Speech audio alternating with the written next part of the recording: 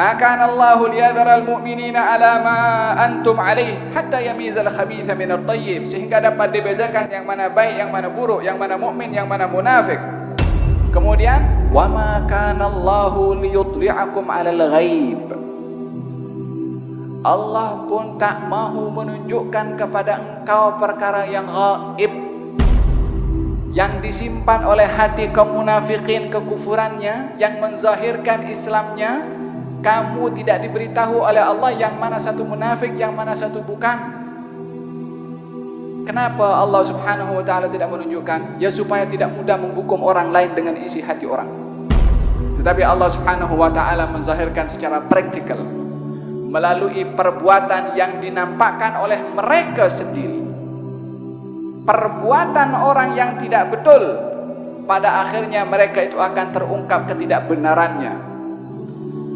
Allah subhanahu wa ta'ala menunjukkan sifat munafik itu dan dikenali oleh kaum muslimin yang sebelumnya kaum muslimin masih tertanda tanya yang mana satu munafik, yang mana bukan, karena cukup ramai munafikin ketika itu juga. Dengan dinampakkan ketika dalam peperangan Uhud, baginda Rasulullah yang membawa tentera untuk berperang melawan kepada kaum musyrikin, dengan 1000 orang tentera, 300 daripada mereka patah balik. Khianatnya mereka dengan meninggalkan, awalnya kaum mukminun hanya tahu individu berapa orang saja, Abdullah bin Ubay bin Salul. Yang kedua kepada kaum munafikin memang semua orang tahu, tapi ini dikejutkan dengan 300 orang daripada 1000 orang yang beriman keluar bersama dengan Rasulullah untuk berperang dalam peperangan Uhud. Perbuatan 300 orang itu sudah memberikan jawaban kepada orang yang beriman, tengok munafikin. Perbuatan kufur mereka yang disimpan di dalam hati dizahirkan oleh Allah dengan sikap mereka sendiri. Agar supaya kita sebagai orang yang beriman juga tidak mudah untuk menghukum orang lain dengan apa yang disimpan di dalam hatinya, karena Allah subhanahu wa ta'ala tidak mengajarkan kepada kita menghukum orang lain dengan apa yang disimpan di dalam hati orang itu.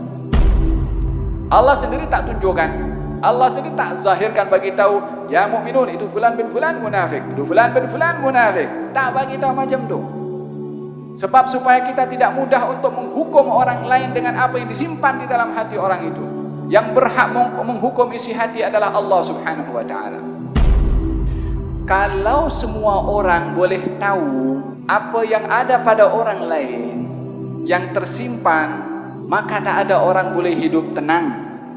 Sebab kalau kita tahu perkara yang disimpan oleh orang lain pun tahu apa yang disimpan oleh kita. Jangan kita mudah nak menghukum, tak mau dihukum. Fulan tu bahaya tu, fulan begini. Adalah orang lain tahu, kita juga sama juga. Macam mana kita akan hidup selesa bila mana kita tahu perkara itu, perkara yang buruk yang ada di dalam diketahui juga oleh orang lain. Ditutupnya perkara-perkara yang disimpan dan tidak ditunjukkan oleh Allah, nikmat dari Allah subhanahu wa ta'ala kepada kita. Kalau segala perkara yang gaib dizahirkan oleh Allah subhanahu wa ta'ala, kita tahu kita dalam hidup ni 10 tahun, 15 tahun kita hidup seronok, lepas itu dapat musibah yang tapi masih 15 tahun akan datang. Karena itu perkara gaib dan kita tahu, macam mana kita boleh seronok dalam hidup sementara kita menuju kepada musibah yang ada di depan itu. Rahasia Allah dengan tidak menunjukkan perkara yang gaib untuk kita dan untuk orang lain, nikmat yang Allah berikan kepada manusia.